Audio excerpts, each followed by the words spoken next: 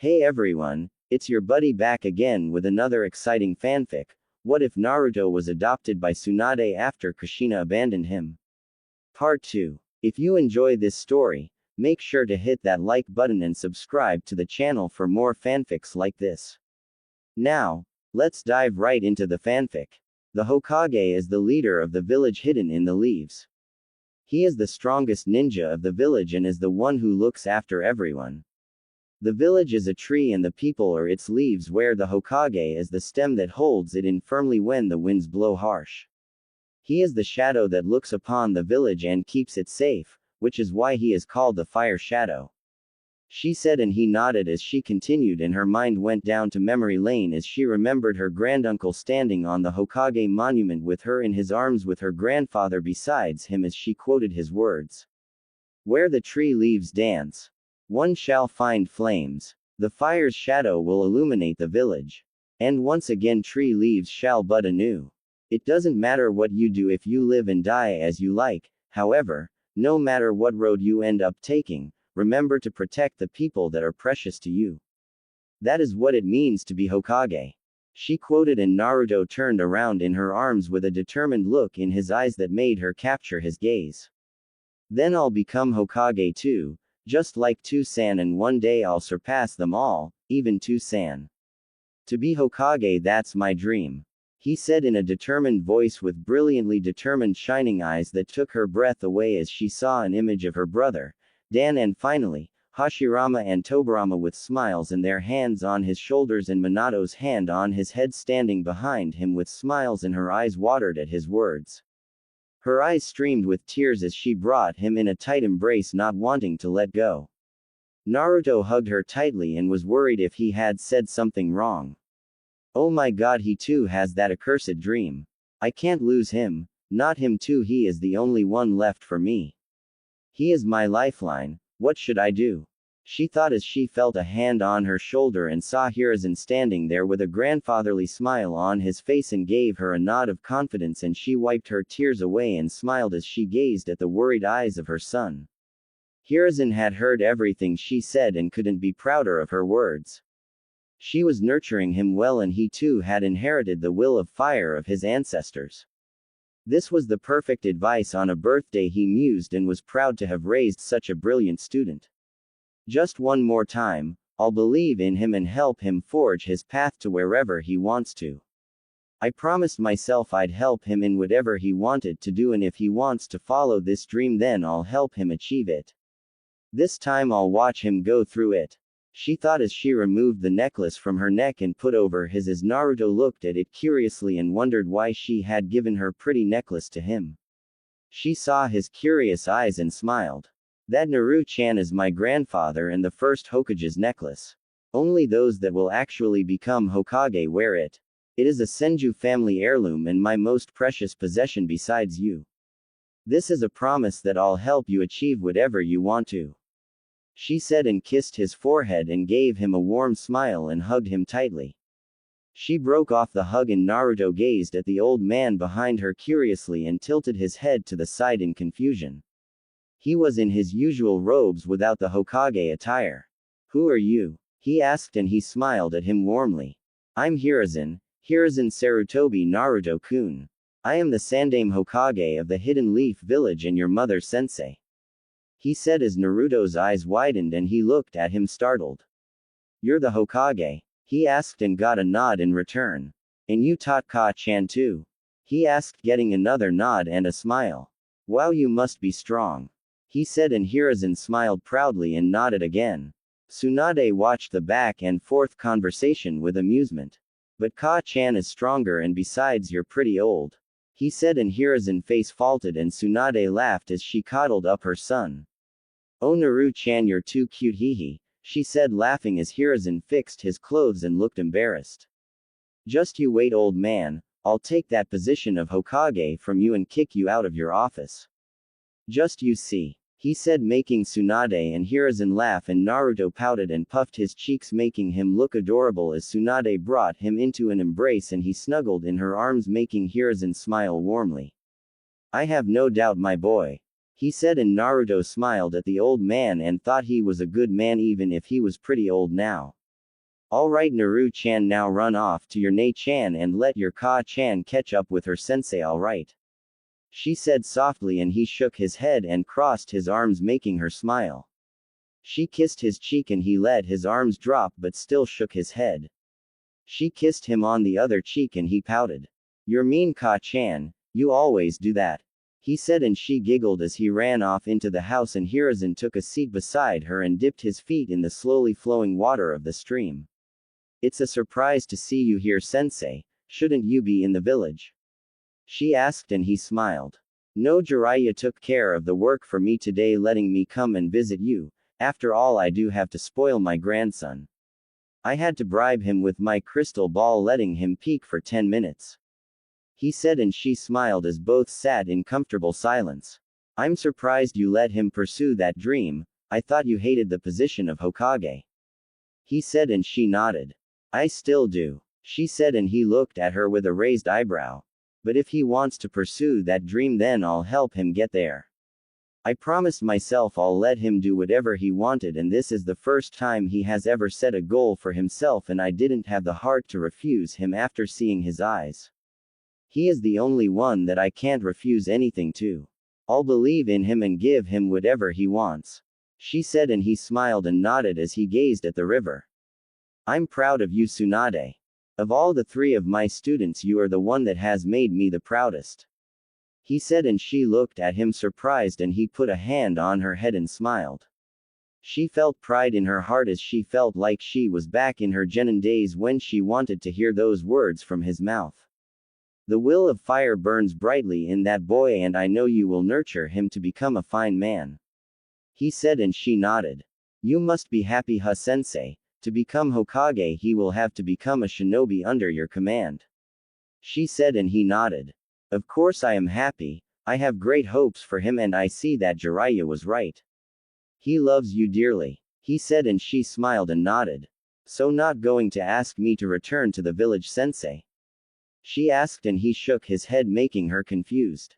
No, Tsunade. The council wants to get their hands on Naruto, especially those elders, with Danzo being the primary threat. They have amassed quite a lot of power from me over the years, and me and Jiraiya are working to re-establish the old ways. It is better that Naruto stays here with you than return to the village. I am no fool, Tsunade. I know that Naruto isn't ready to learn of his burden or abandonment yet, and Kushina's selfishness to get back into his life will only harm him now. Let him mature and nurture him to be the best that he could. Iwa is already hostile enough with us as it is, and after the Kumo Hyuga incident, the village is in turmoil. Naruto is much safer here. Our enemies won't attempt to kidnap the Uzumaki twins since they are Jinchuriki and practically heroes of the village, and it will lead to instant declaration to war, but Naruto is another case altogether. They will try to abduct him and force him to be brainwashed and become loyal to the village or eliminate him altogether. Our spies have noted that they are looking for Naruto ever since they learned of your adoption and that he is outside the protection of the village.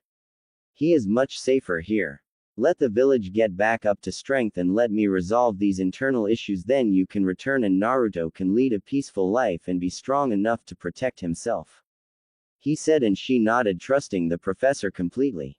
She knew he always wanted the best for her and Naruto along with the village, and agreed with him on every point. Thank you, sensei, she said, and he nodded as they stood up and walked back to the house. They walked up to Naruto and Shizune, and Hiruzen smiled as he took out a packed gift and handed it to the blonde, who took it with a polite bow. Hiruzen was surprised at the politeness and sudden elegance that the boy held and smiled.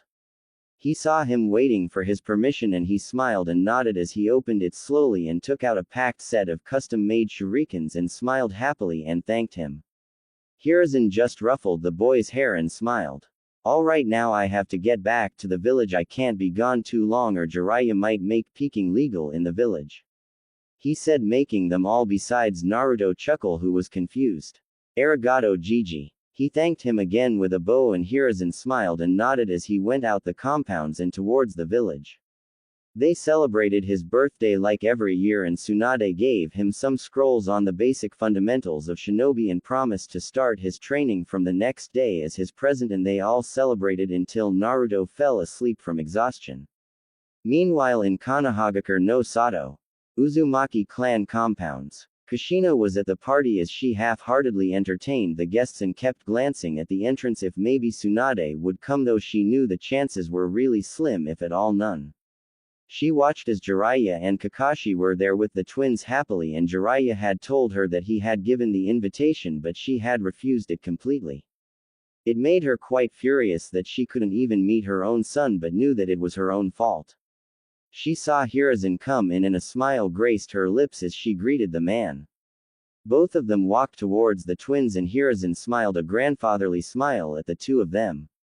"Happy birthday Narumi and Mito," he said warmly, and the both of them grinned as he handed them the same presents as Naruto, and they immediately took them and opened them.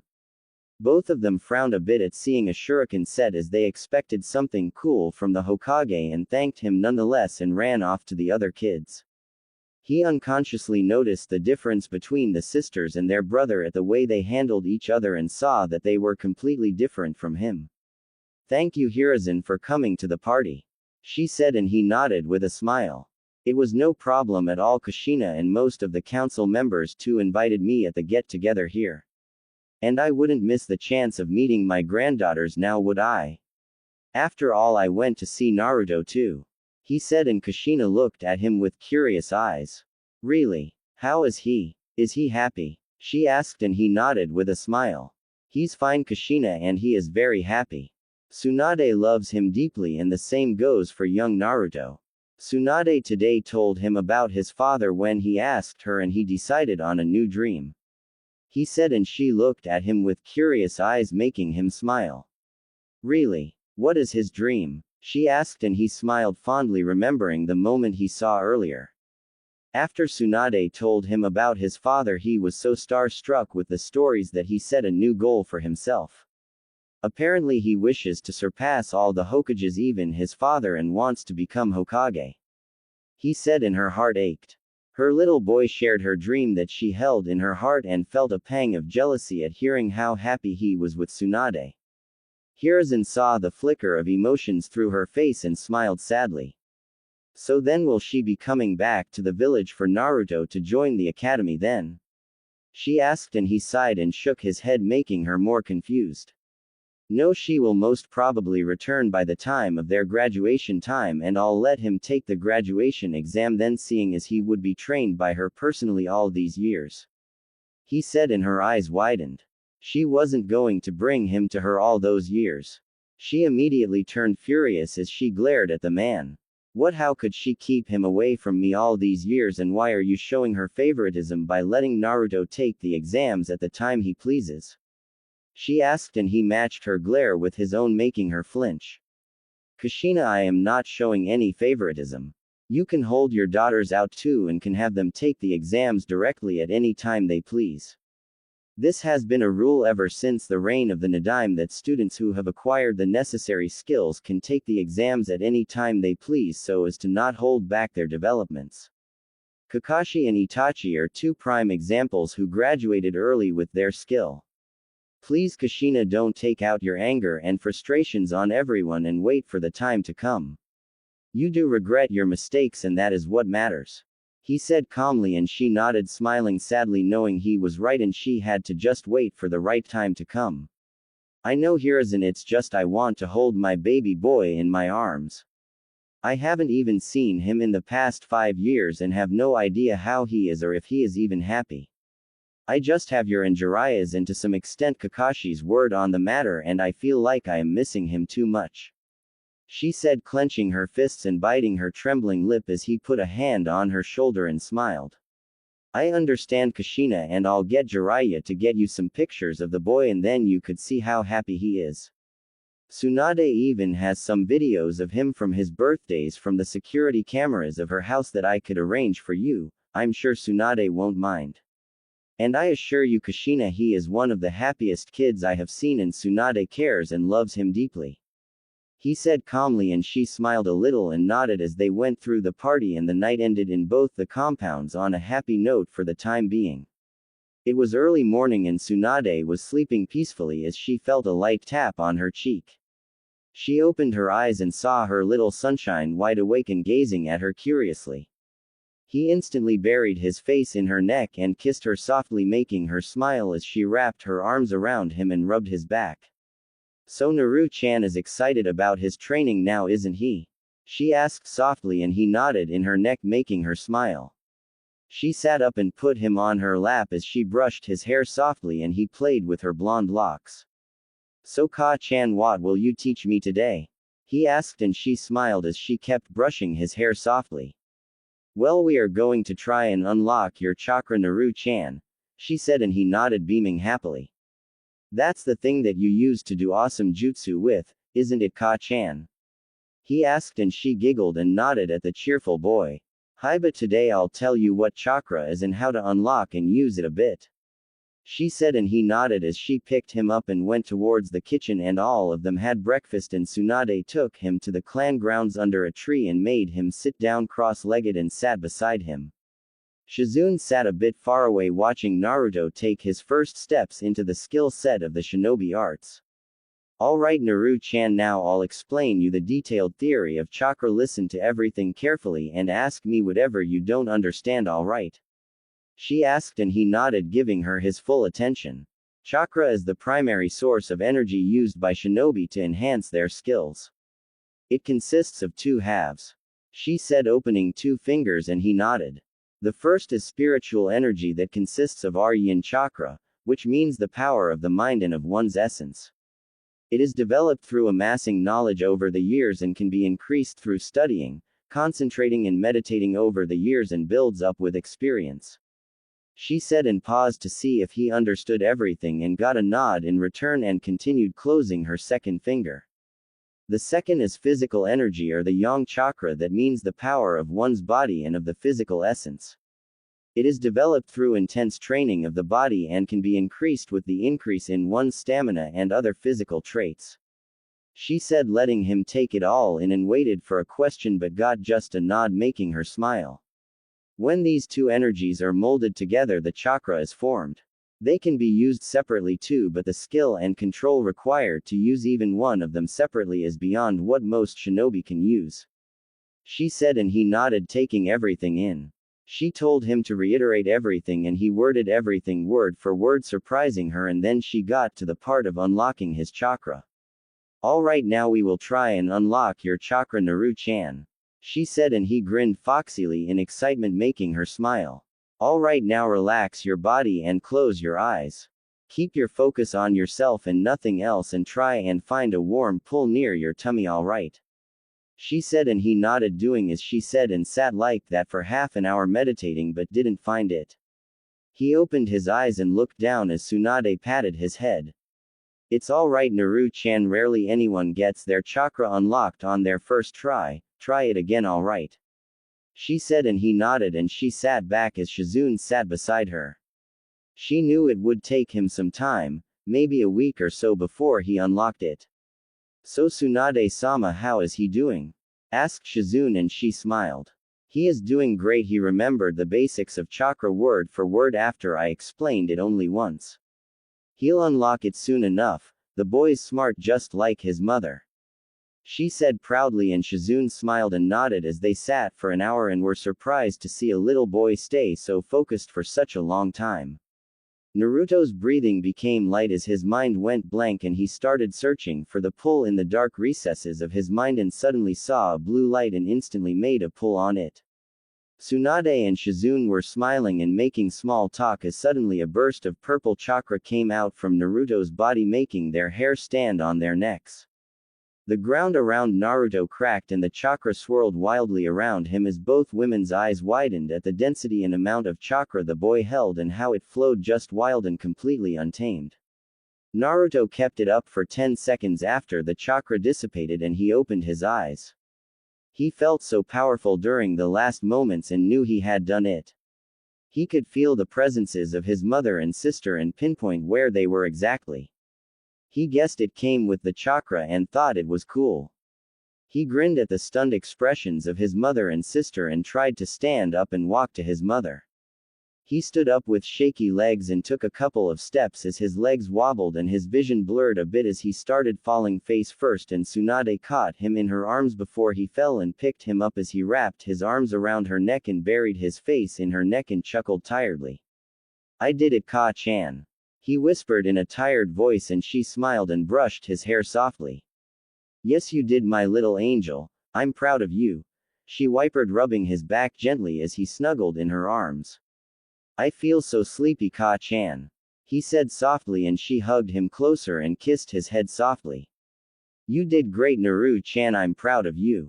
Now sleep, you are tired with all the chakra you pushed out. You'll be better after a nap and some food, all right," she said softly, and he nodded and closed his eyes as his breathing became soft and he gave into exhaustion. Tsunade rubbed his back gently and his sleep deepened as he breathed on her neck softly, making her sure he was in a deep sleep, and she went into the living room and laid him down on the couch with his head on her lap, and Shizune put a blanket over him. She kept running her fingers through his hair and he snuggled into her stomach, making her giggle as she rubbed his whiskers, making him purr and smile.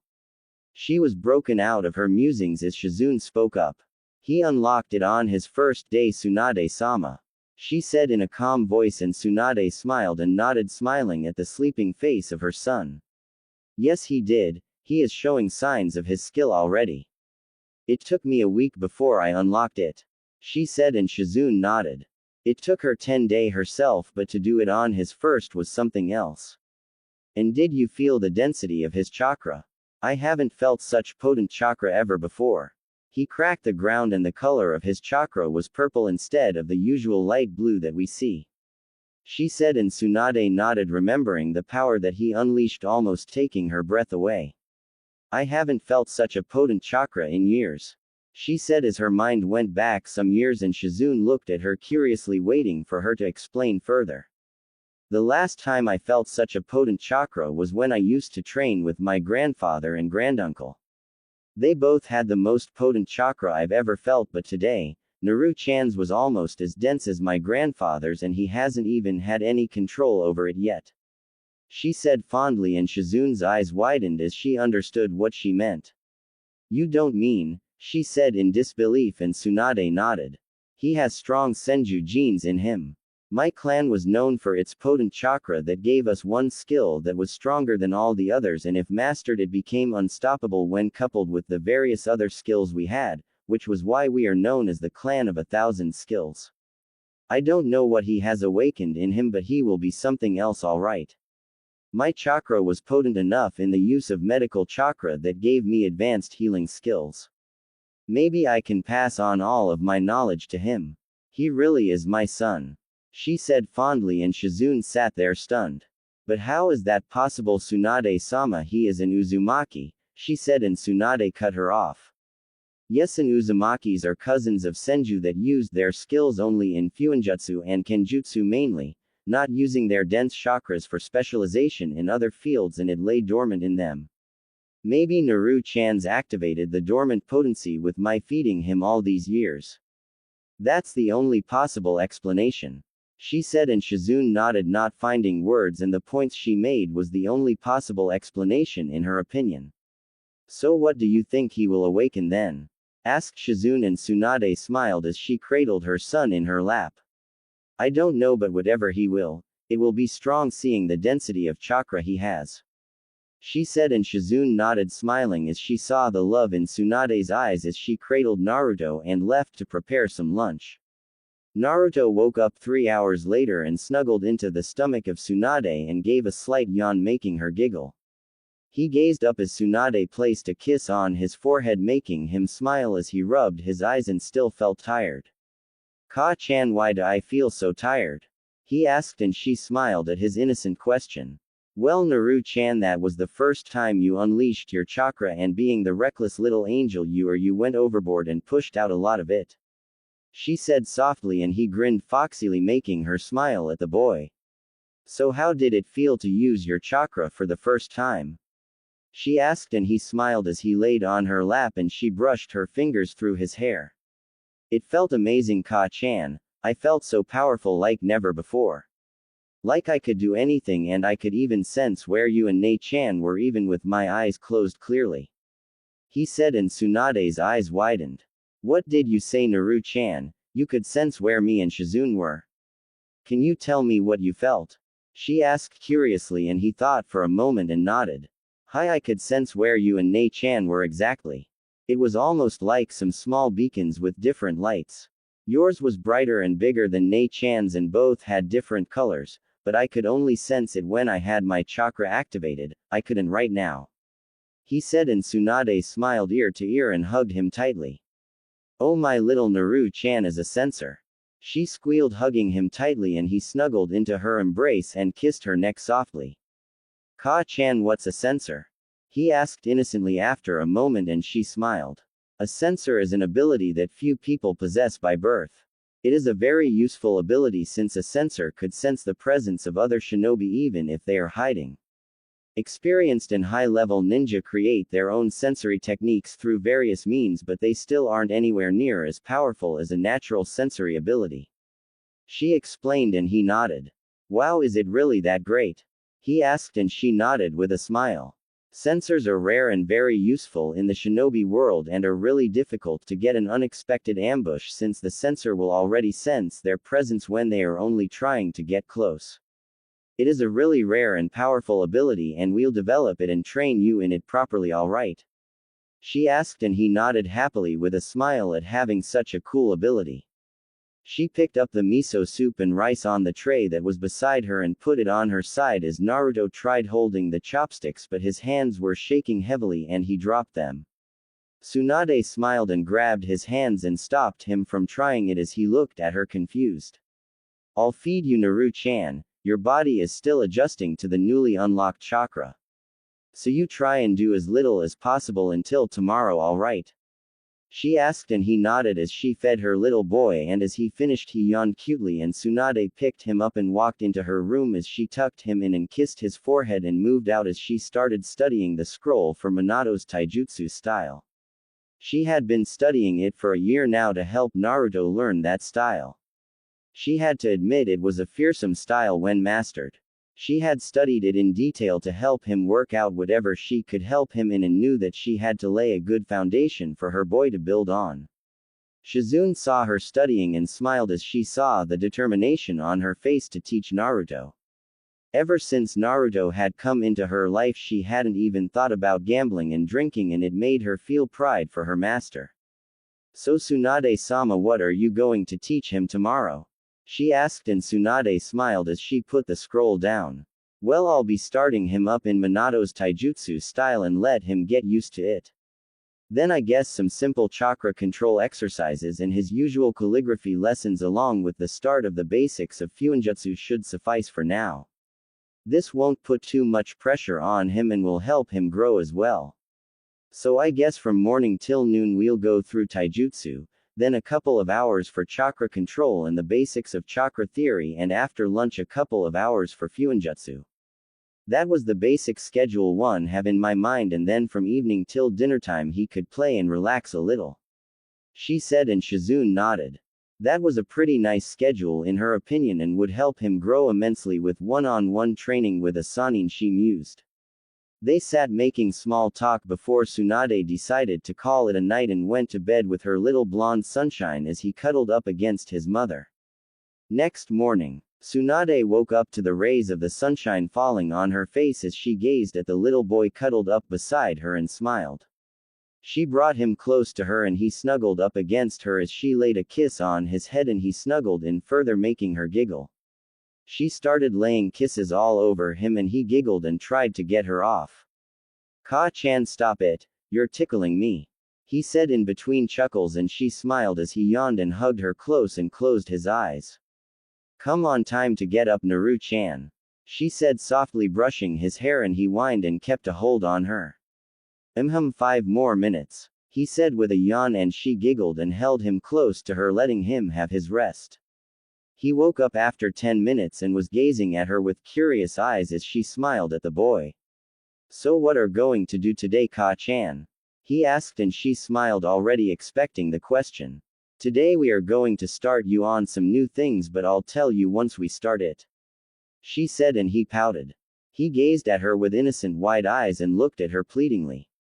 Please, you love me, don't you, Ka-chan? You can tell me. He said, rubbing her cheek softly, making her resolve melt away, and she smiled and shook her head. You are getting too smart, mister, but this time you won't be getting me with that look. Now let's go. She said, and picked him up on her shoulder with one arm as he flapped his leg and punched her back, trying to get off, and she laughed. Let me go, Ka-chan. I'll get back to you for this. He said, struggling half-heartedly, and she giggled. Oh, you're 100 years too early to get me, mister. She said, giggling, and Shizune laughed as she saw the two coming into the dining room that way. All of them had breakfast and finished eating it in comfortable silence. All right, Naru-chan, let's go outside and get you started with the first part of your schedule, all right? She said, and he nodded, pulling her with him, happily running, making her giggle and follow the enthusiastic blonde outside. She led him to a small clearing and stood in front of him as he looked at her with those wide, curious eyes, making her smile at the little blonde. All right, Naru-chan, today we'll be starting you with the first main branch of the shinobi arts, taijutsu, or hand-to-hand combat. Most people learn a single taijutsu style that contains both defensive and offensive katas, but we are going to go with a different approach in your case. She said, and he tilted his head to the side cutely. Why is that, Ka-chan? He asked innocently, and she smiled. Well, you see, Naru-chan, the taijutsu style your Ka-chan uses is a defensive style with very little offensive strikes, but I have customized it to my own needs with my own techniques. So to not make you too forced on those, if you don't manage to make it and learn my techniques, we will start you with your father's style, that is completely offensive, and then let you master my style and see if you can learn the technique your Ka-chan uses to overcome its limitations. She said, and Naruto nodded happily, way too excited at the prospect of learning the two styles of his parents. Ka-chan, you said that you use a technique to perfect your style. What is that technique? He asked innocently, and she smiled at his attentiveness. That's very sharp of you, Naru-chan, but I will show you when I deem you are ready for it, and maybe even teach it to you. You will be the first one ever to learn this technique other than me. She said, and he looked at her with glimmering eyes. Just you wait, Ka-chan, you'll be teaching me that special technique in no time. He said, and she giggled. I have no doubt, Naru-chan, about it, Naru-chan. She said with a genuine smile, showing the faith she had in the boy, and he grinned foxily.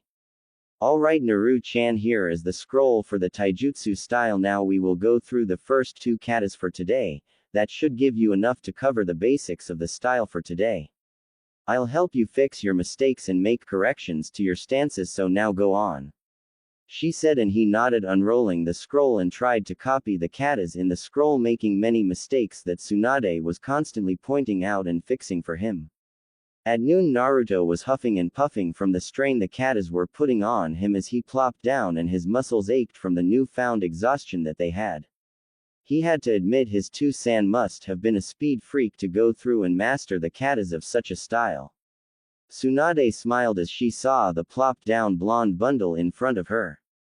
She walked up and sat beside him, putting his head on her lap as she rubbed his head, and his breathing calmed down.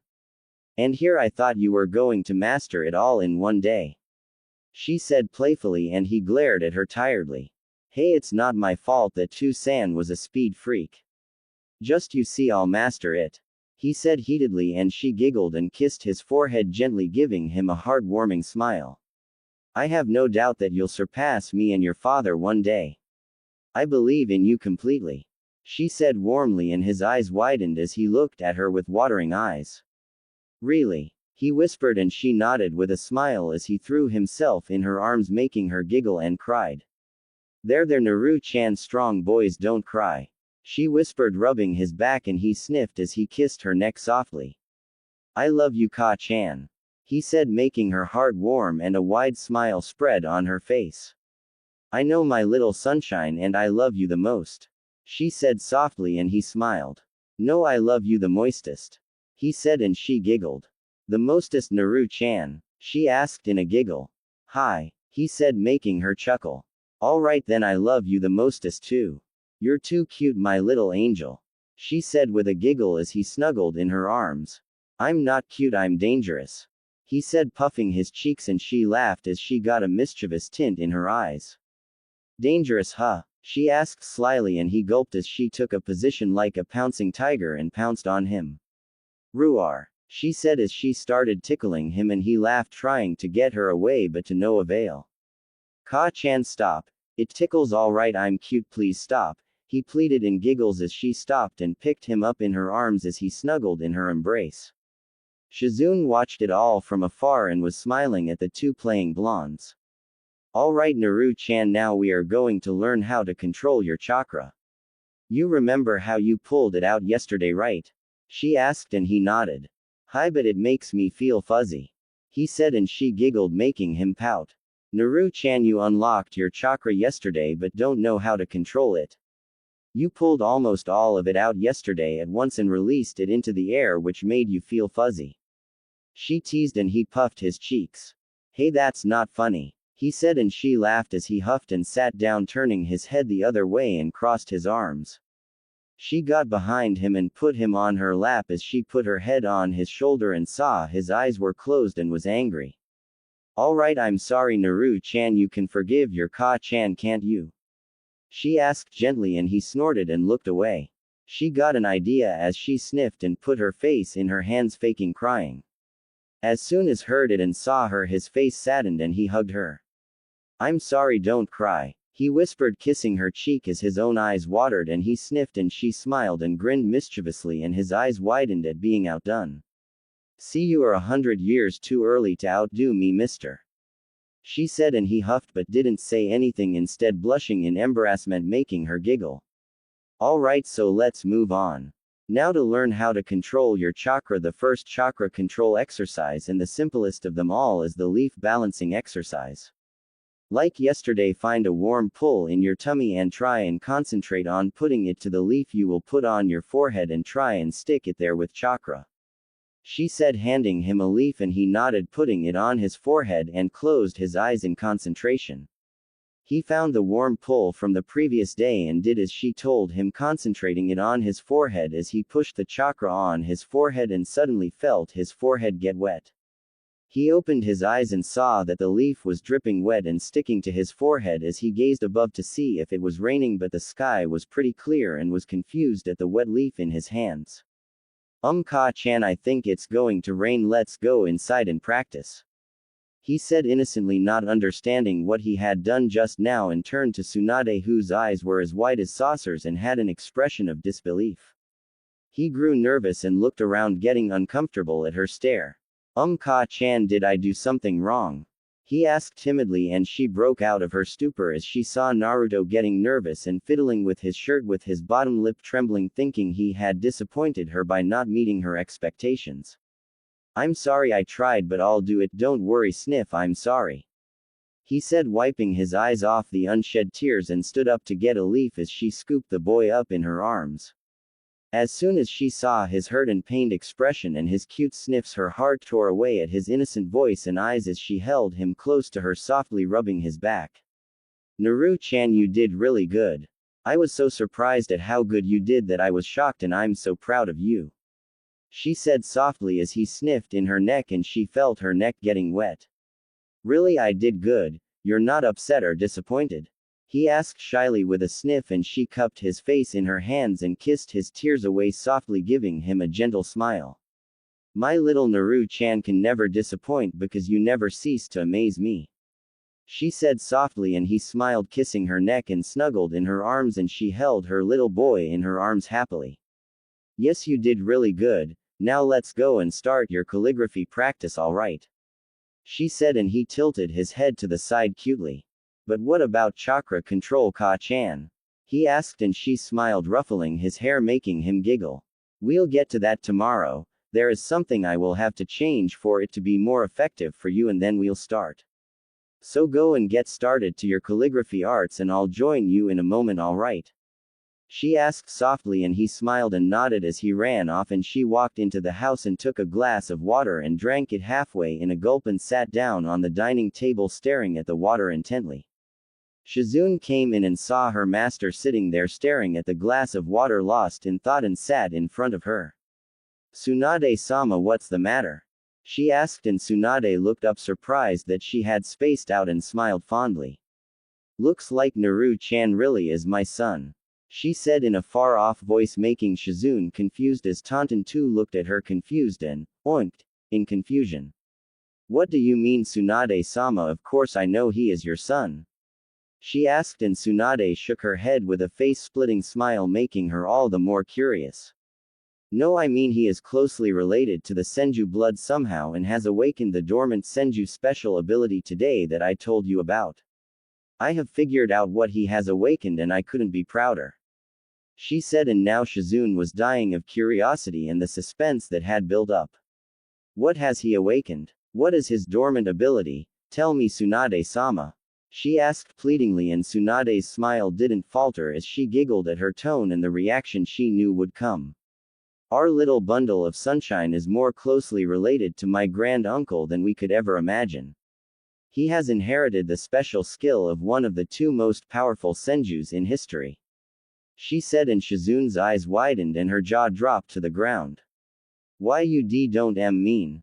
She stuttered, and Tsunade nodded with a grin. Hi, he has inherited Tobirama Senju's absolute control over the water element.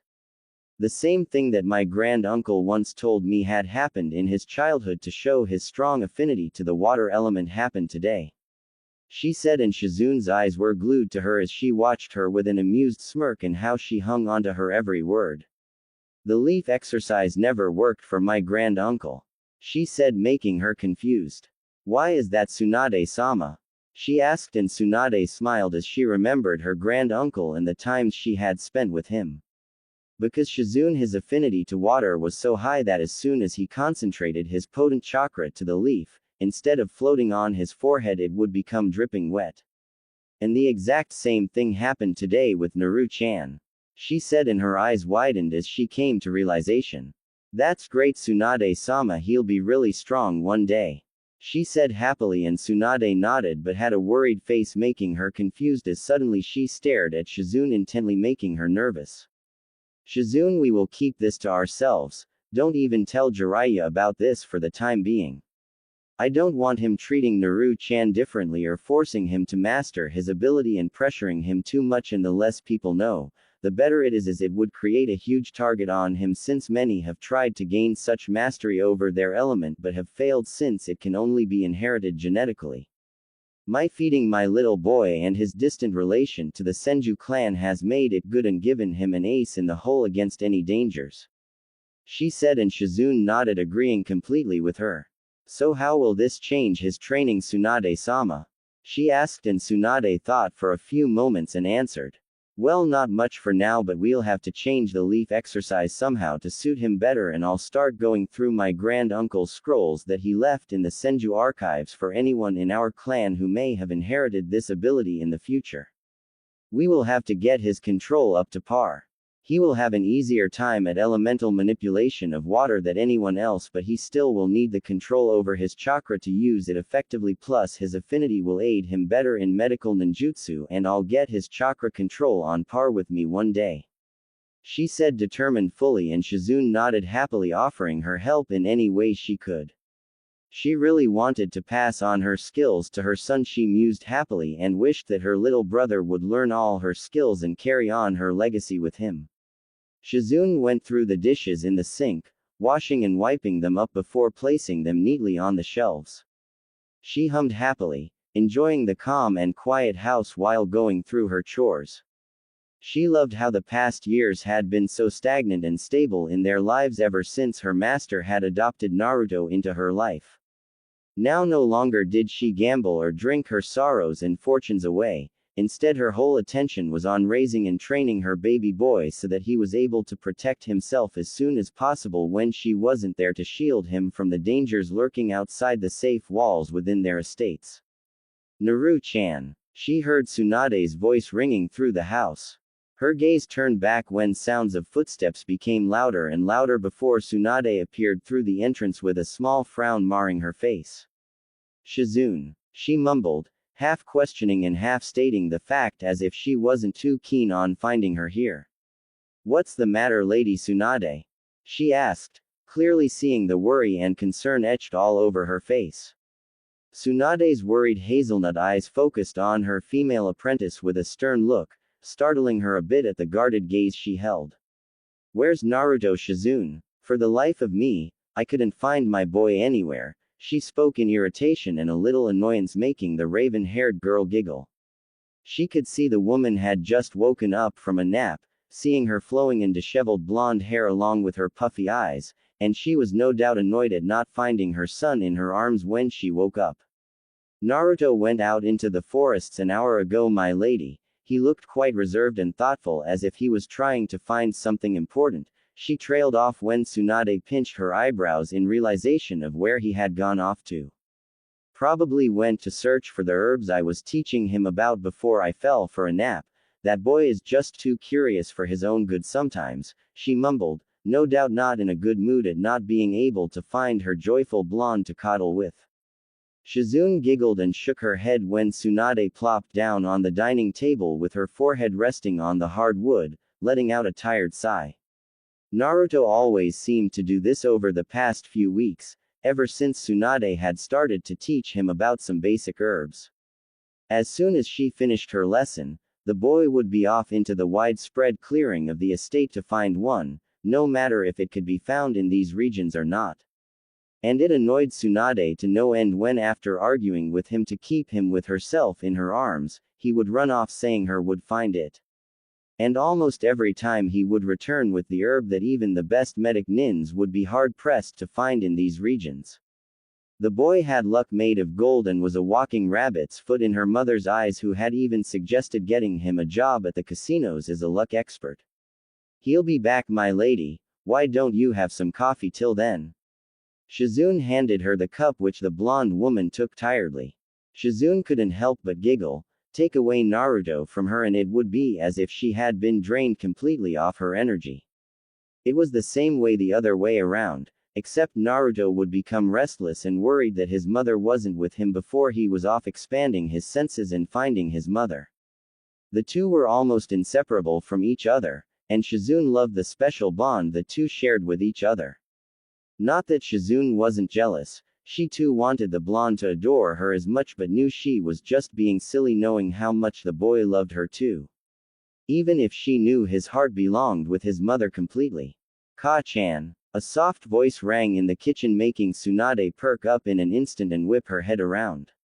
Shizune too whipped her gaze back and both ladies let out gasps at the same time. Naruto stood there, barely recognizable with all the mud covering his whole appearance, except for the rare lock or two of his shiny golden hair that were still making him a bit recognizable. Tsunade instantly was off the table and on her knees, in front of her boy with worried and concerned eyes, cupping his muddy cheeks in her palms softly. Naru-chan, what happened to you, baby?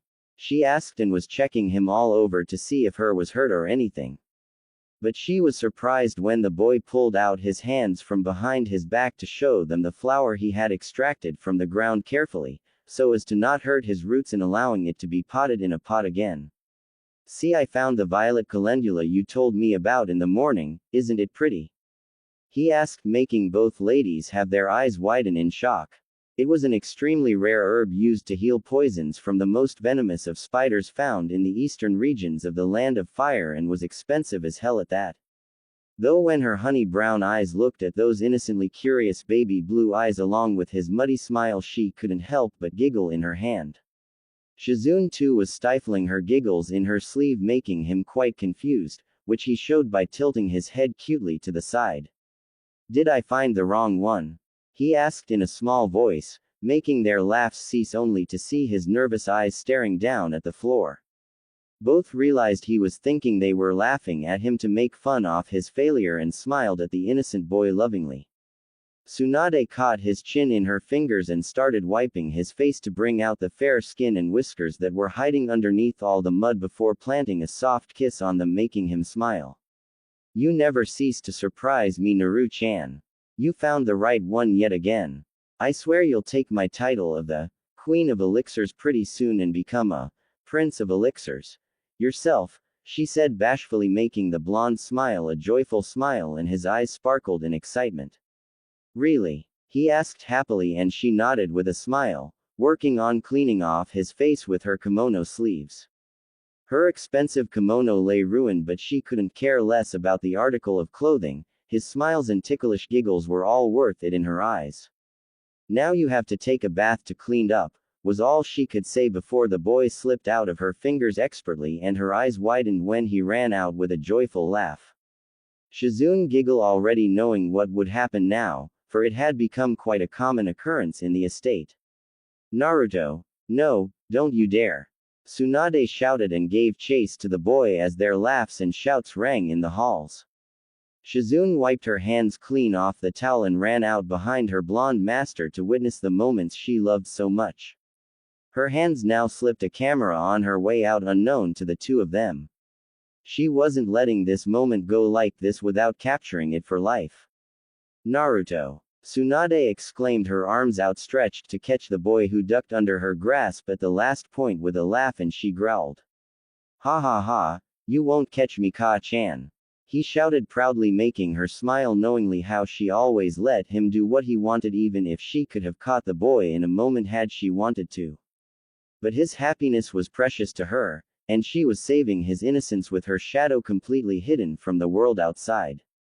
Naruto looked back when he jumped out the porch and towards the lake, to see his mother hot on his trails, and ran quickly.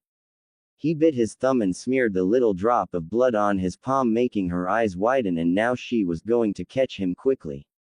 "I right pointing arrow Inu, right pointing arrow Saru, right pointing arrow Tori, right pointing arrow Hitsuji. Ninja art. Summoning jutsu." His voice rang in the clearing when he jumped into the air and flipped mid-air to land his palm first on the ground before letting out a short burst of chakra to throw him up and complete his acrobatic flip. Kanji covered a circle on the ground where he had touched the ground, and a puff of smoke revealed quite a confused and orange human-sized toad looking around for his summoner. "Oi Kichi, let's go." He heard a shout only to see his little favorite blonde going towards the lake, and he grinned, jumping off with a dust cloud in his wake straight in front of the blonde, who hopped on his back, and the toad let out another mighty jump straight to the center of the lake. "Cannonball!" Both shouted with laughs, and Tsunade stopped near the shore, to cover her eyes with her sleeves. Splash! Naruto came out of the rippling water of the lake and shook his head clean of the water, with the toad under him doing the same. Both laughed, seeing the half-drenched Tsunade standing there, glaring at them angrily. "Naruto," she whispered in a low voice, but the blonde heard it clearly and his laughing stopped. Slap slap slap. "Oi, that hurts!" the orange toad exclaimed, rubbing his head where the blonde boy was slapping it harshly. "Run, you idiot!" Naruto hissed, making the toad raise an eyebrow. But his eyes widened when he saw Tsunade take a step on the water, and he turned around with a nod. "On it, bro!" the toad exclaimed and started swimming away from the angry mother who was running on the water after them.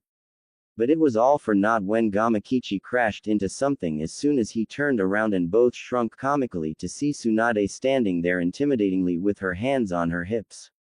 They knew what was coming next. "How many times have I told you to?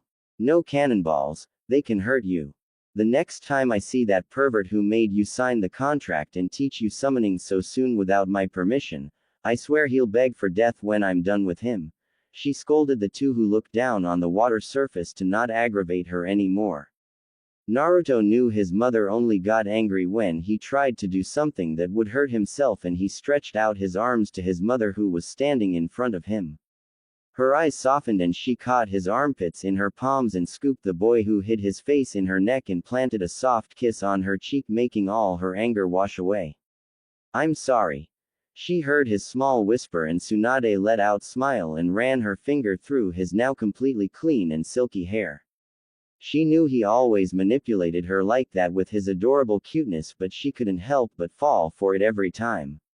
"I'm worried about you, Naruto. Why do you always have to do it each time?" she asked softly, making him curl up in her embrace all the more. "'Cause it's fun to see you chase me and then you hug me," he said as if it was a world-known fact, making her laugh wholeheartedly. "Is that right?" she asked playfully, and giggled when he let out a cute, "hi" in her neck. Her fist bonked the toad's head gently, making him rub his head childishly. "And you should at least not play along. she scolded the toad who nodded, mumbling about unfair and scary mothers destroying their fun plans.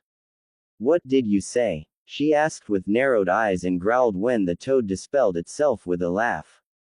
Shizune put down her camera, having exhausted her new reel just now, but she caught each moment perfectly. Oh, she had a new section for her scrapbook now when she got them developed. Tsunade walked in with Naruto still in her arms, to get changed out from their drenched clothes. She walked into her bedroom and put him down as he rummaged through his drawer to pick out dry clothes for himself, and Tsunade walked behind the dressing plank kept in the corner and started to put on her new kimono. Naruto, how do you always find the herbs you're looking for? She asked, slipping out of her clothes while Naruto changed in the bathroom. Dunno. His muffled voice from the bathroom came, making her smile at his innocent answer. She knew he was lucky, but the last couple of herbs had been one of the rarer ones that even seasoned medics had problems searching for. But he could find them as if he had already marked in his mind where they were to be found, and came back with the one she would have taught him about to start making an elixir out of them. But this was too lucky to be a simple coincidence now. I can tell where I could most probably find the plant I'm looking for most of the time, and then I go there and look for it until I've found one, he answered, making her hum in thought while she tied her obi to the kimono. He can tell where he'll probably find them. Interesting answer, but it really is a great sense for a medic to have along with his lucky guesses. She mused, coming out, tying her now dry hair in a simple loose bun, and saw Naruto coming out in a small red t-shirt and black pants with the Senju clan symbol donned on his right biceps sleeve. He was going to be a ladies' man for sure when he grew up, but she would be putting them out with a stick if they turned to her son's innocence. She was the arm wrappings on his left forearm in the form an arm warmer outstretched with a fingerless glove stitched to its end, completely white, making it look more like an accessory to the boy's clothes. Naruto, you don't have to wear it in the estate, you know, she admonished him, and he nodded with a smile. But I like it, he said happily, making her giggle and nod.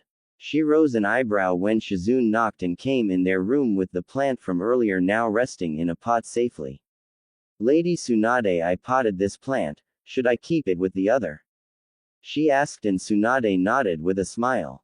Shizune hurried out to the small herb garden they had and kept it on the shelves, having the rare species of herbs in pots so as not get any pests ruining them if buried in the ground, since they were already too hard to find. The collection had become quite large now, with Naruto adding a couple more to the already large collection that Tsunade had bought of some basic herbs from their nearby village to teach him the true art of poisons and elixirs. Wow, it is getting quite a large collection, isn't it, Shizune? Tsunade asked, the hint of pride in her voice not lost to her apprentice, who nodded happily. After all, being a medic herself, she knew how precious such a large collection of herbs could be in time of need. Indeed, Naruto takes after you even more so than me, Lady Tsunade. Especially in the arts of poisons and elixirs, she said, making Tsunade beam with pride. Her adorable ball of sunshine really did absorb everything she taught like a sponge to water. She had no doubt he would surpass her soon enough when she had no more to teach him and he began building up his own batches of poisons and elixirs.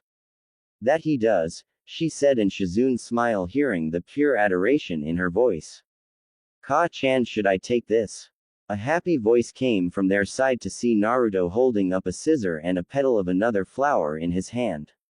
Tsunade nodded and smiled, showing him which ones to pick to counter a poison found in the most common of reptilians, which they could now make with the addition of their latest plant. Alright Naru-chan, now I'll let you prepare the elixir this time. Some hands-on experience will come in handy to learn from now on, she said, and giggled when he beamed and nodded joyfully. She crouched down on the ground nearby and placed her palm on a small patch of grassy land. Her wrist twisted, manipulating the earth with some Doden chakra to twist the earth and form a small pit there. She watched Naruto's pouting face and giggled. He had been pestering her to teach him that, but she wouldn't give in just yet and have him do training all the time instead of enjoying like he should at his age. No, I'm not teaching it to you yet, Naru-chan. First you'll complete water manipulation before you move on to earth. Not even a simple jutsu until then, And no more of those doe puppy dog eyes, she admonished him before he could protest, making him sulk and pull out some grass sullenly. But you don't let me take any plants in my room, and now you don't teach me this, he whispered sadly, making her heart tear away at the innocence and sadness laced in his voice.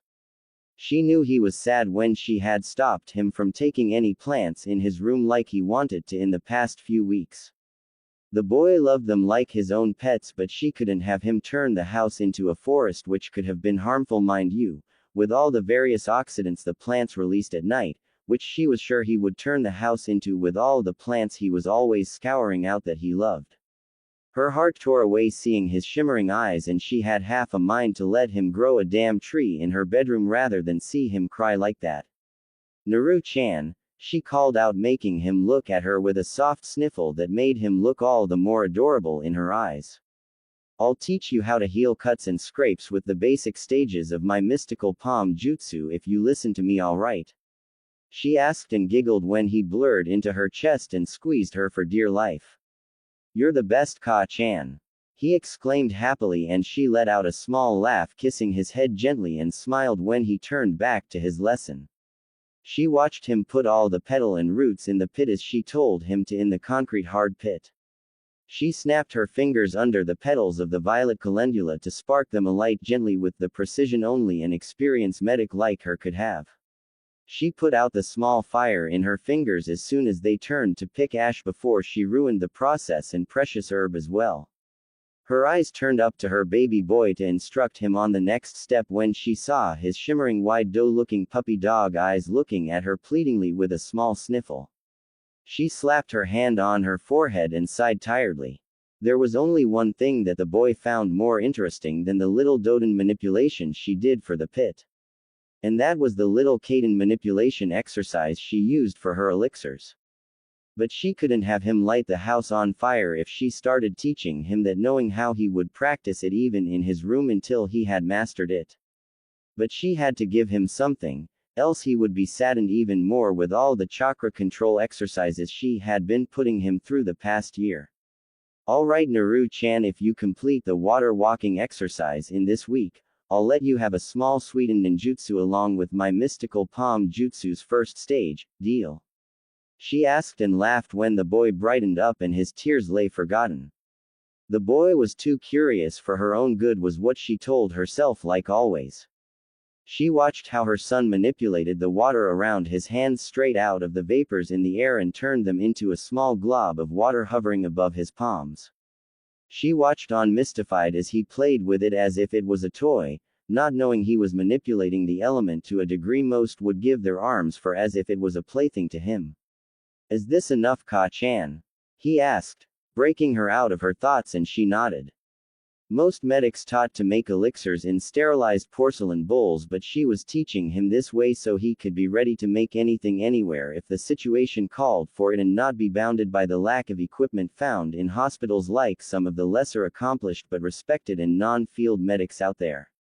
The blond boy put the small glob in the pit and Tsunade handed him a small cylindrical stone she had manipulated out of the ground. Out his eyes shot so as to not arouse any more of his curiosity, and smiled seeing him knead the thick and pinkish blue elixir to its final stages. She held out a test tube and watched with pride as he manipulated the liquid of the thick elixir expertly with his palms and didn't even waste a drop of it before pouring it down in the glassed vessel. She put a cork over it and smiled in pride. And that, my baby, is your finalized elixir for most of the mid-reptilian poisons found in the eastern parts of the Land of Fire, she said, waving the test tube and watching his fascinated face with that adorable smile on his face. She kept the tube in her sleeve to store it in her cryogenic storage in her basement for reservation for future use, where she would put it later on, and walked into the house for dinner as Shizune had called them in and pulled the boy's head in her stomach as they walked in. I'm proud of you, baby. You're growing so much in such less time, she whispered, making him smile at making his mother proud. But Tsunade wasn't mincing words. It took years of research and hard studying before medics even started on preparation of elixirs, but the boy crammed them up as if they were bread and butter to him, and she couldn't be prouder of his growth. Most medics never even delved into these sciences and just learned jutsus to extract the poisons from their patients and try and stabilize their patients with medical chakra until his immune system kicked in, which lead to many fatal casualties in their field. If only everyone took their fields as seriously as herself, Shizune and her baby boy, so many lives could be saved. Ka-chan, what are we going to do tomorrow? Came the soft voice of her boy, who was looking up at her spaced out face innocently, and she ruffled his hair, getting some cute giggles from the boy. I'll start you up on the conversion of your normal chakra towards the medical one. It's great that you have such a strong water affinity. It is the best thing a medic could possibly dream of, since it makes many advanced branches of our fields open up to you instantly without the need of putting up with numerous months of mastering the element before you move to the real thing. She spoke to him in a wise tone, making him nod and smile. Then maybe we can start working you on real people in the nearby village's small clinic. You could learn hands-on with real patients as well as help the villagers at the same time. Me and Shizune could take the serious cases too, since it has been quite some time and we need to keep ourselves sharp too, she told him, and watched him perk up at the mention of going out. She knew keeping him to herself wasn't the best thing, but she wanted to keep him as safe as possible from any and all dangers. But she was realizing he needed to see a little of the outside world too if he had to grow out of his childlike innocence and shell he had around him. Not that she wanted him to anyways, but it had to be done, and some social interaction with others was necessary too. They sat and had dinner in comfortable silence, that is, until there was a puff of smoke by their side along with sounds of clanking wooden sandals. Both ladies sighed tiredly, but Naruto perked up with a smile. Ladies, hold your horses, because the manly charm of the gallant toad sage Jiraiya has arrived.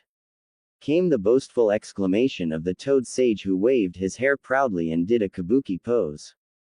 Naruto clapped happily at his performance that he liked very much, and each time the man prepared a new dance form just for him. Pervy sage, the blonde boy exclaimed, making the man face fault from the embarrassed samurai toad underneath him, while the ladies in the room chuckled loudly at his expense. Don't call me that, you damn brat. He scolded him half-heartedly while the boy just grinned his foxy grin. Tsunade told him to keep that nickname for his godfather, and the man cried anime tears at the lack of respect they had for him. Men kissed his toes for the classic literature he wrote, but his own family members had no respect for him, he cried out comically. Naruto hopped onto Tsunade's lap and snuggled in her arms with a yawn, making her smile. He had the most energy of them all, but would always curl up in her arms to fall asleep. Jiraiya watched on in jealousy as the boy was snuggled in her chest and drooled at the thought of him being there. How lucky the boy really was to enjoy those melony jugs, he mused. Shizune glared at the man in disgust before a plate met his face, and he fell down back from his chair and twitched on the ground. You damned pervert, get your thoughts about my boy out of the gutter before I sock you halfway through the elemental nations. Tsunade fired in her usual way, and Shizune giggled as the man mumbled something with a dazed look, clearly out of his senses. She tucked him into his bed, planting a kiss on his head, and smiled at his soundly sleeping face that looked so cute. She wanted to sleep with him herself, but the pervert must have come for something important, that much she knew. She took her chair back and saw his face now completely serious and without any signs of joy in them, and her own face mirrored his. Many people are looking for the boy now. Especially Kumo and Iwa, now that their forces are back up to strength. Kumo wants the Uzumaki blood in their mists now that someone is out of the eyes of the village, and Iwa want the Yondaime's heir to themselves or be eliminated altogether before he rises up to the strengths of his father, he said, making her heart drop. She had half a mind to drop his outings straight out for his safety, but her eyes narrowed before steeling themselves. Be careful, and especially don't take him outside for now. The most dangerous thing is that some people, dangerous people, are banding together for some cause, and Naruto along with the twins is on their list that they are gathering information on. I don't know what for, but I do know they are looking quite intently on Naruto, which means, he warned her, and she nodded, understanding his point completely. They are looking for his tenant, she surmised, making Shizune's eyes widen in horror. Who could want such an uncontrollable force of nature for themselves? So be careful, alright? He asked again, and she nodded, pursing her lips. She had to take him out. He had been asking her if he could, and it won't be long before he tried some stunt himself in recklessness before he ran out to see the world for himself and did something stupid. So it was better if he did it when he was with her. I'll keep that in mind. Thanks, Jiraiya, she said curtly, making the man smile, obviously satisfied with her answer. What is this group that is banding together? She asked him, already dreading the answer seeing his solemn face.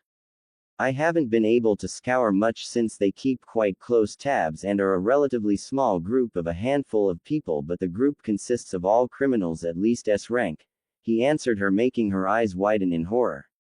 It was relatively unheard of since there weren't many S rank missing nin to begin with, but to be able to put their differences aside and work along with each other. Shizune knew what S rank criminals were capable of. A shinobi was only given an S rank rating if he was able to harm at least a battalion of shinobi all on their own and still come out breathing. So a group could possibly take down even some minor shinobi villages, if not major ones. And these people were looking for Naruto, both thought dreadfully at the same time. Jiraiya sipped his water, letting the females take it all in before he spoke up on the topic he needed to raise with her. Heim, he called out softly, and saw her eyes on guard almost instantly.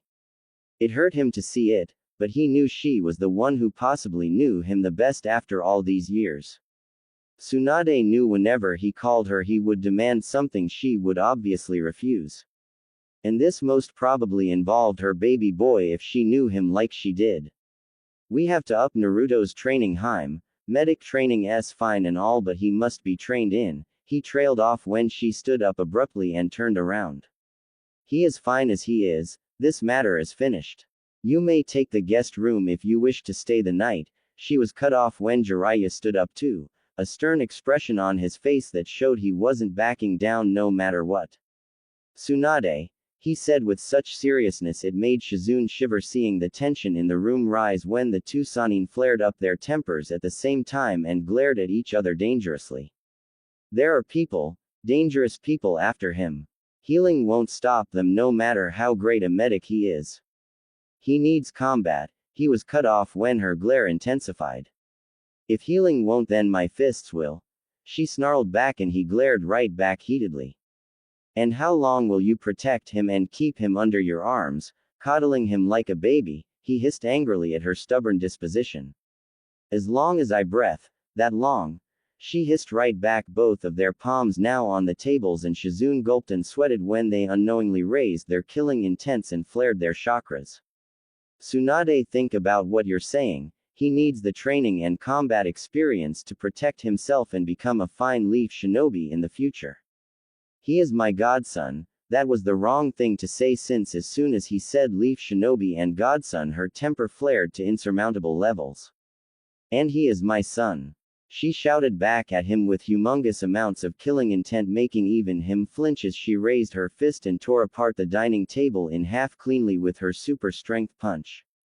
You bastards want to take his childhood away and push him into training like a weapon so that he could be the man Minato was 20 years his superior in under 5 years.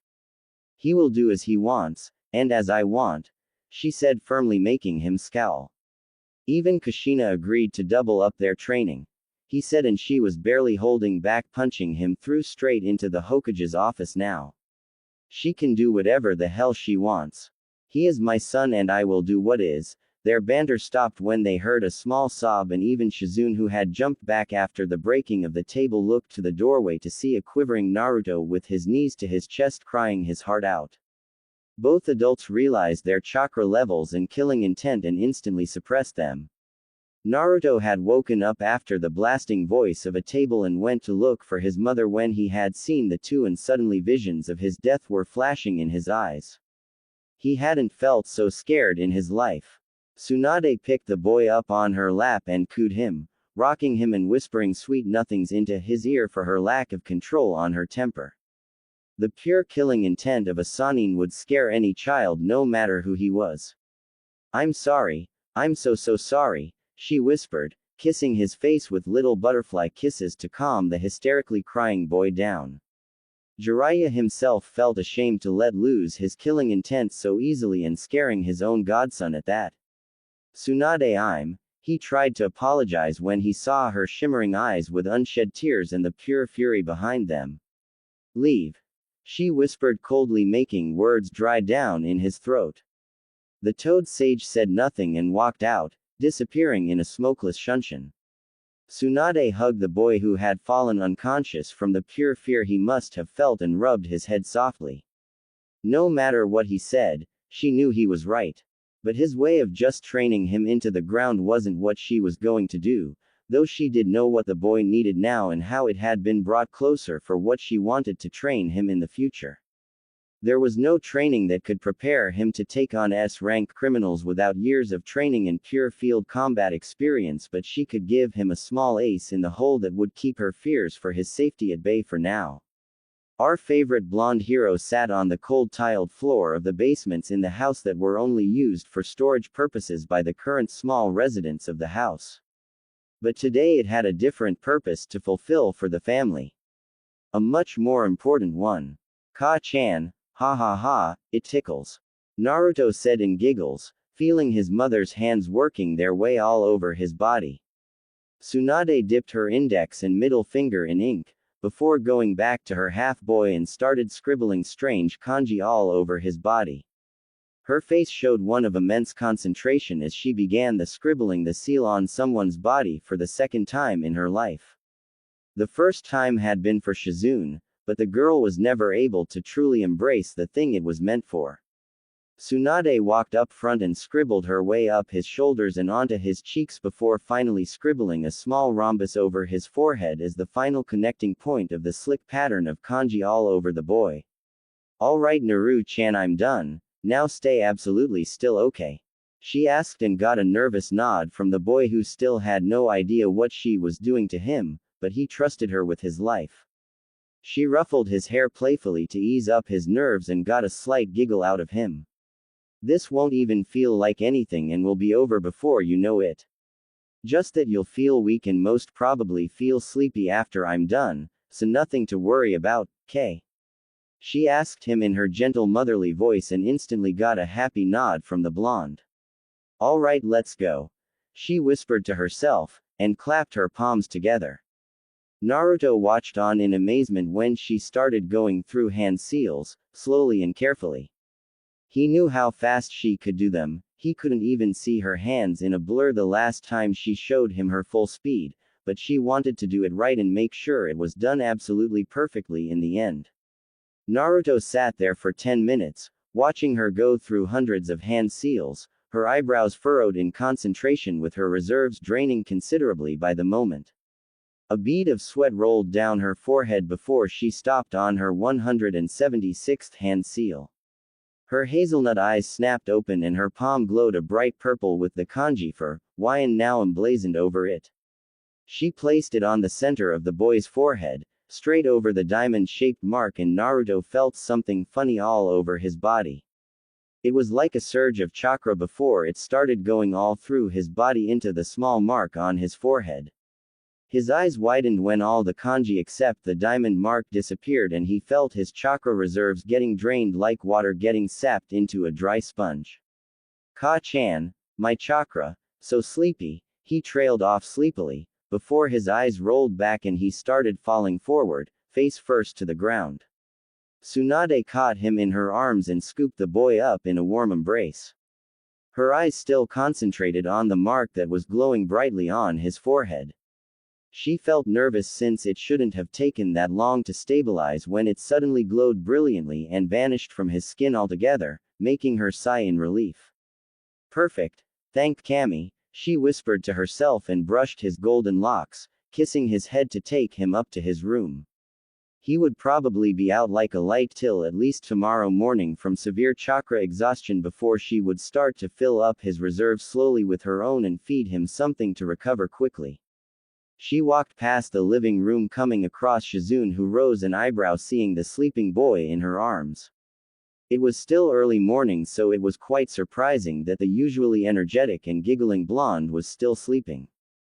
Tsunade walked past her and tucked the boy into his bed, planting a kiss on his head like usual, and turned her eyes to a confused Shizune staring at her and the boy and then at her again in pure confusion with a hint of concern shining in her eyes for baby brother. He's fine, Shizune. Nothing to worry about. He'll just sleep throughout the day, she said, making her face show more of her concern for her little brother. Nothing to worry about. He'll be up and about tomorrow like a happy customer for sure. She calmed the girl down, who nodded but was still confused as to why he was going to sleep so much in the first place. Both sat on the couch, the blonde woman already knowing her apprentice would want some answers, so she decided to explain it to her completely now. Remember, Shizune, when 8 years ago I placed a seal on you and you slept throughout a couple of days? She asked her, getting a nod from the girl. Yeah, I do, Lady Tsunade. But what does? Shizune trailed off and her eyes widened to those resembling saucers. Realization dawned on her and she turned as pale as a sheet, realizing the consequences of what her master had done. You placed the yin seal on him? She asked her incredulously and got a simple nod from the Senju clan head, who closed her eyes as if it was a run-of-the-mill action on her part. Have you gone insane? He's only 6 years old. Shizune couldn't help but shout at her master. Tsunade though rose an eyebrow at her apprentice, who breathed a deep breath, realizing who she was talking to in the first place. But Tsunade let it slide, knowing how much she cared for her boy and why she was shouting in the first place. Yes, I placed it on him, Shizune, she said, and as the raven-haired girl was about to protest to have it removed when she raised her hand to stop her rant from even beginning. I know what I'm doing, Shizune. I have given it a lot of thought over the past week, she said in her serious and steeled voice, making the girl purse her lips curtly. Clearly, she wasn't happy with the way her master had rushed things so much. Tsunade-sama, this was reckless. Even if he can amass the required amount of chakra with his large reserves, they are still quite small and his coils aren't developed to the point he would need to control the surge his seal would provide him. Not to mention his control is nowhere near the level required to handle the seal's power should he ever be able to release it, and that is a big if, since I myself wasn't able to get it to life after years of work I put into it, Shizune said curtly, making Tsunade sit silently and hear the aggravated girl out and let her vent out her frustrations before she answered her queries. I won't be teaching him how to release it just about yet, Shizune, she spoke calmly, getting a nod from the girl. It was the only thing she had heard until now that made sense anyways. Then why did you place it now, Tsunade-sama? She trailed off, seeing her crestfallen expression on Tsunade's face, and her heart melted at seeing the vulnerable side of her master coming out now. Because I'm scared, Shizune, she said honestly, placing her face in her palms to control herself, and Shizune sat by her side to give her a reassuring hug. Now she understood why she had done it. The talk with Jiraiya a week earlier must have triggered her decision. I can't lose him, Shizune. He's everything I have. And now the world is after my baby's life, she whispered with a choked sob, making the raven girl sigh and nod sadly. Though she was surprised when Tsunade looked at her with determined eyes. So I have placed a small trigger over the basic yin seal that serves 2 purposes now, she said, making her apprentice raise an eyebrow. Now this was news to her. The yin seal hadn't been experimented on since Mito Uzumaki's reign and creation of it until Tsunade had tinkered with it to the point she wore today. She was quite curious with this development, knowing almost all the seal's functions anyways. Firstly, for now it will drain his chakra reserves on its own, leaving only the barest minimum to trigger the functioning of the seal, she explained, making the girl nodded. It was a needed step to jumpstart the powerful seal in the first place, with a huge burst of chakra coming from its bearer or the one who places it. Tsunade must have used the boys, since she would have liked to keep an eye on his condition herself to see if she did anything wrong and fix it before it becomes fatal. It was only logical. Secondly, whenever he is completely drained of chakra or has received a fatal wound that is threatening his life, the seal would be triggered all on its own, she said, making Shizune's eyes turn wider than ever at the implications. Tsunade decided to cut her musings short before she had another burst of frustrations. But it is only a one-time thing. I reserved my own chunk of medical chakra in it as a small reservoir, so that even if someone made a direct hit to his heart, the seal has enough juice in it to make him recover completely. But it will only work once, she explained, and now Shizune realized why she had done what she had done. It was a guaranteed fail-safe for the boy's safety and not her innate desire to make her skills be passed on to her son that had made her rush up things so much. She couldn't help but smile proudly at the concern the woman held for her baby boy. It was unlike anything she had ever seen before. But a small question still played on her mind now that the deed had been done by Tsunade. Do you think he'll be able to master it? Shizune asked, making Tsunade tilt her head in innocent confusion. Shizune sighed. These mother and son sometimes had the same expressions on their faces. The yin seal, I mean, not even I could get it to work. Will he be able to? She trailed off at seeing the grinning face of Tsunade. Oh, he'll master it all right, Tsunade said with all the confidence of the world shining through her eyes. Shizune couldn't understand how she was so damn confident when Tsunade stood up. It was time for a warm cup of sake today. She needed it. Shizune too didn't stop her now. He is my son after all, she whispered to herself before squinting her eyes when she downed the cup in one go. Shizune couldn't help but laugh when the Queen of Liquor coughed violently, feeling the new sensation of alcohol burning her throat after a pretty long time. God cough, I'm so out of shape, Tsunade said, much to the amusement of Shizune, who was snickering happily seeing Tsunade pat her chest after downing another cup down. Though her eyes widened in horror when Tsunade took the cork out with her mouth and started downing the whole bottle down in one go. Tsunade-sama. Shizune shrieked, but the damage had already been done. She held the bottle upside down, but not even a drop fell from it, making her sigh. She glared at the Sanin, whose cheeks were now a faint pink as the alcohol began to take effect. All right, Shizune hic, I'll go and sleep with my baby. You get something heavy for him to eat hic when he wakes up. A little for me too, she said the last part as an afterthought while Shizune watched her go into Naruto's room with a sigh. Some things just never changed, her master's little childish antics being one of them. But even still, her care for her son's safety was unparalleled, that much no one could argue. This is some fine sake, a third voice said from behind Shizune, making her stiffen before doing the only thing she could. Kya! She shrieked and launched a barrage of senbons at the voice. She sighed in relief at seeing the mane of hair now covering Konoha's legendary Toad Sage for protection from her attack, who was chugging down the contents of the new bottle quite happily without a care in the world. Shizune couldn't help but wonder if she and Naruto were the only normal ones left around here now. How long have you been here, Jiraiya-sama? She asked tiredly, to gauge what all he had heard. The man though leaned on the wall with his back and wiped off his face with a smile that was quite too serious for Shizune's liking. Long enough, he answered cryptically, making her sigh yet again at his unclear reply. She didn't even bother to ask how come they hadn't felt his presence. After all, the man was a master at espionage and held a spy network greater than Konoha's own at his personal disposal.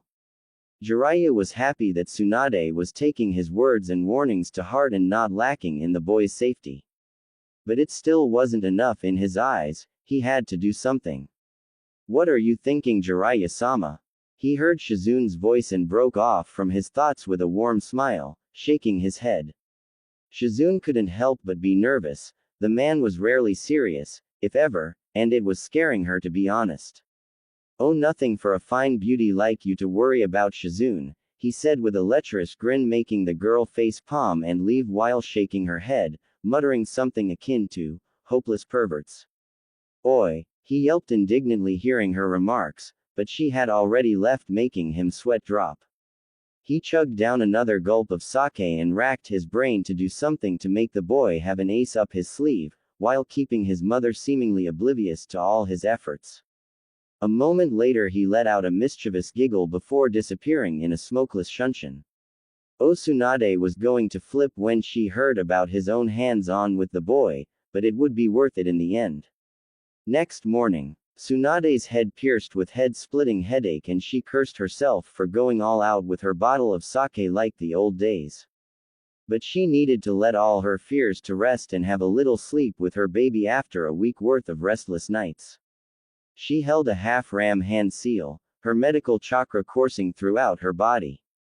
Her liver's metabolism was increased exponentially for a few moments with its extra dose of chakra, and all the side effects of alcohol were drained out in a matter of seconds. Her honey brown eyes blinked innocently, staring into the curious wide baby blues that were staring at her intently while a small hand had her cheek cupped. Her face lit up with a small smile, leaning down into the small hand with a fond smile. "Ka-chan, you smell funny," he whispered, making her giggle and pull him close to her in a hug. He must have smelled the strong essence of liquor on her. "How are you feeling?" she asked, instantly her mind regaining its bearings to let all her worries wash over, her maternal instincts kicking in automatically. "Tired," he whispered in a rasped voice, snuggling in her neck with a cute yawn. She could feel his shaky arms, most probably from chakra exhaustion. She, unknown to him, placed her palms on his back, which glowed green to let her medical chakra fill up some of his reserves. Naruto felt something re-energizing him and broke off the hug to look at his mother in innocent confusion. "Ka-chan, what did you do?" he asked curiously, making her grin.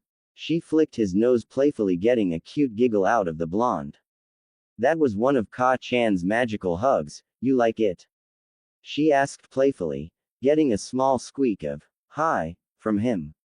She hugged the adorable thing to death, who was more than happy to return her hug.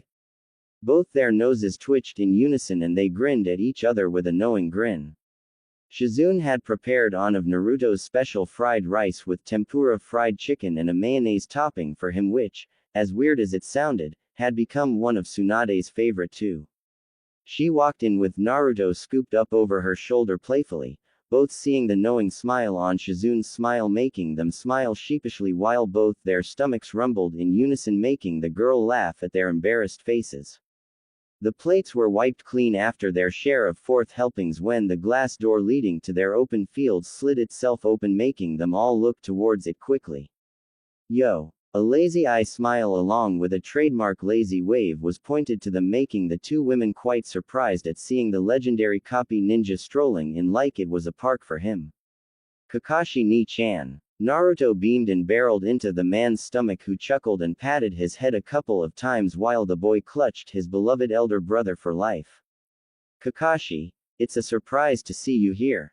Tsunade spoke up, a little surprised but nonetheless happy to see the man on her doorstep. "Oh, think nothing of it. Sandame-sama had been pestering me to take a break from Anbu for a long time now. So I finally caved in, and was completely bored. Then I thought," he said, adding a mysterious air in his voice, quite enjoying the mystified and adoring look he got from the blonde. "What better way to spend it than with my favorite little blonde ball of sunshine, nay?"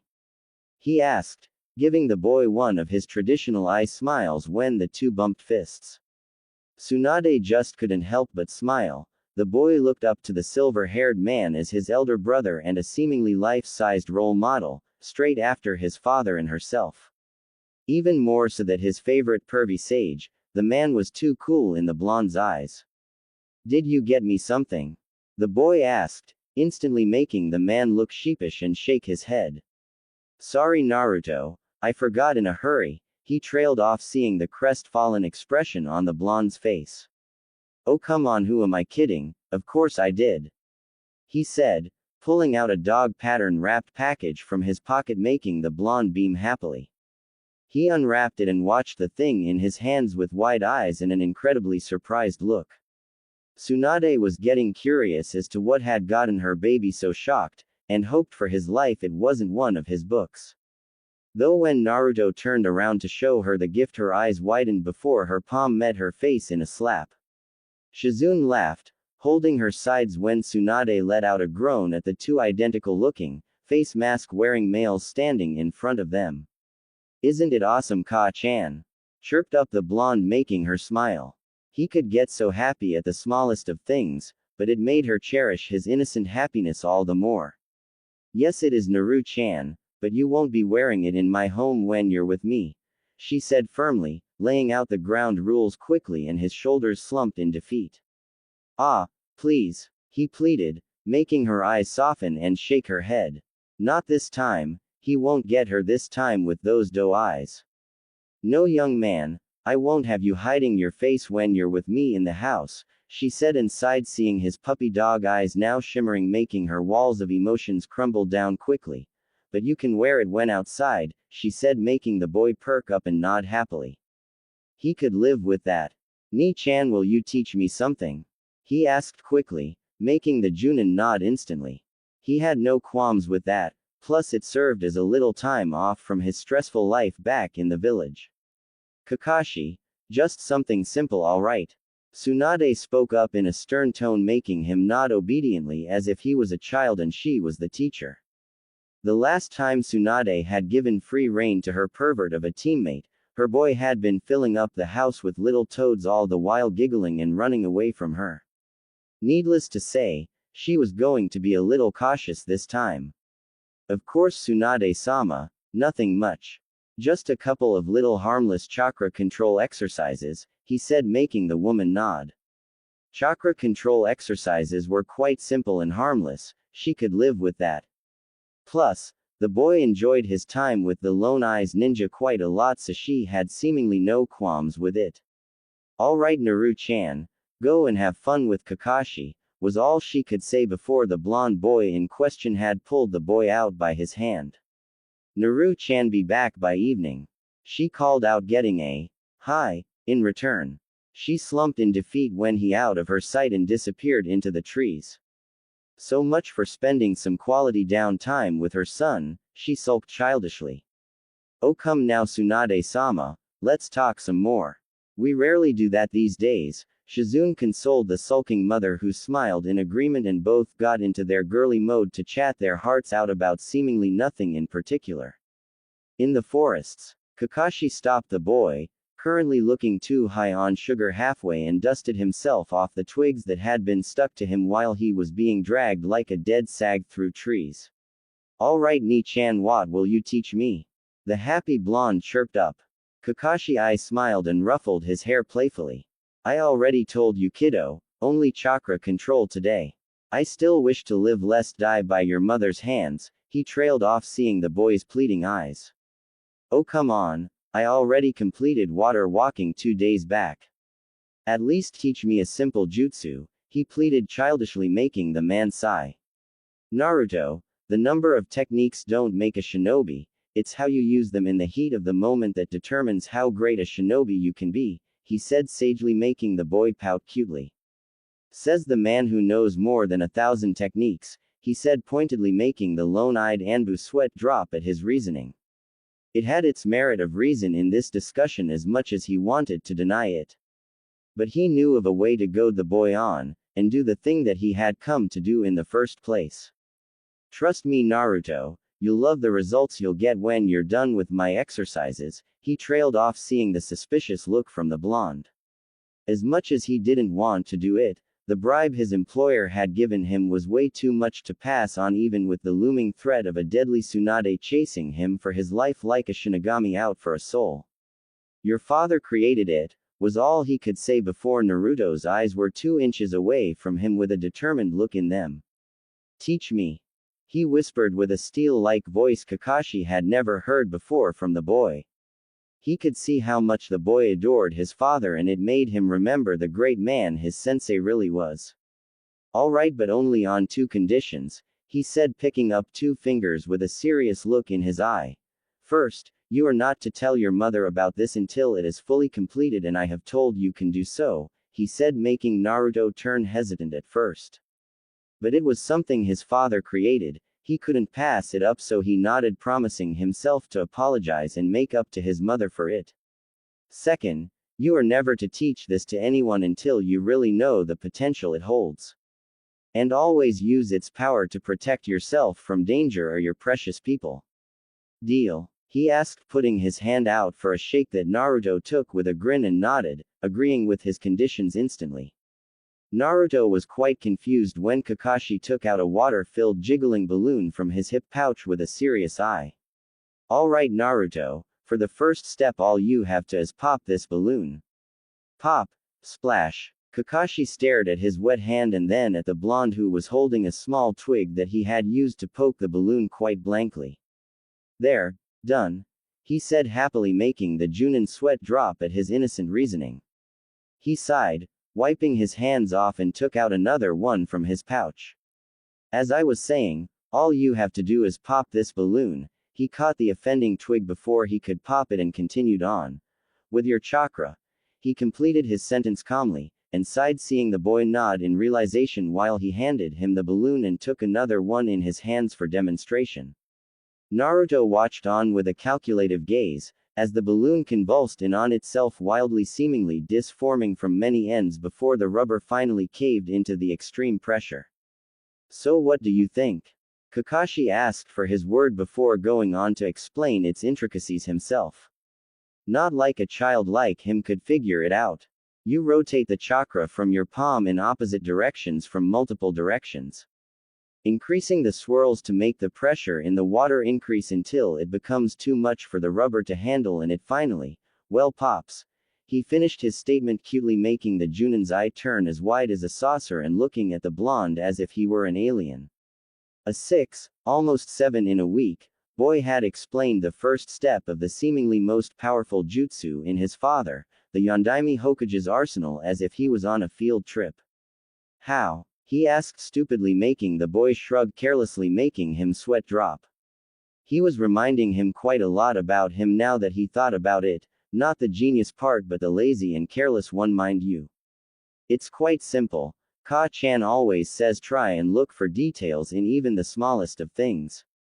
She's taught me how to analyze the workings of chakra and how to pick up even the most minute of details so that it may help my medical career in the future. So it's quite simple. He pointed out to the Junin, who now could see where he was going with this. Needless to say, he was quite impressed. The Senju clan head was laying an iron wall foundation on his basics, and once he would polish them up completely and move on to the advanced things, it would be child's play for him. Alright then Naruto, that is the first step. Now here, he said, handing him 2 small scrolls which Naruto took with a little confusion. Those contain the following 2 steps to complete the exercise. Open them up only when you've mastered the previous one completely. He explained, making the boy nod. But why 3 steps, Ni-san? He asked innocently, and Kakashi remembered no matter how smart he was still a kid, and ruffled his hair playfully. Because my little ball of sunshine, your father had a habit of making a lot of complex things in life. This being one of them. So for non-genius people like us, he said, ignoring the snort from the boy who knew how big of a genius his big brother really was. We divided the exercise into 3 steps, he said, getting an understanding nod from the boy. But it still didn't make sense to him. But what do I get after I finish the 3 steps? He asked again, now making the calm Junin quite nervous, who patted his head softly, making his innocent eyes look at him in confusion. It will improve your chakra control quite a lot. Let's just leave it at that, alright? He said, making the boy nod, who got onto it and sat cross-legged staring at the balloon as if it was a demon from hell and trying to burn a hole in it with his azure eyes. Kakashi chuckled lazily, much to the annoyance of the blonde, who couldn't get the damn thing to even convulse even after an hour. Don't worry kiddo, it took your father 3 years to complete it and another to master it. 6 months for me, even after I knew this shortcut, so don't expect it to be quite that easy, nay. He said playfully, but saw the boy's frown still fixated on the balloon as if it were his enemy. He was about to say something when he heard the boy's words. I'll do it in a month then. I'll make him proud of me, believe it. He whispered the last part to himself, but Kakashi could hear it all too well in the silent clearing. He couldn't help but see an image of his father's proud visage standing behind him with crossed arms, those steel-like azure eyes both father-son possessed, watching his boy in obvious pride shining in those firm eyes. You already have kiddo, you just don't know it yet.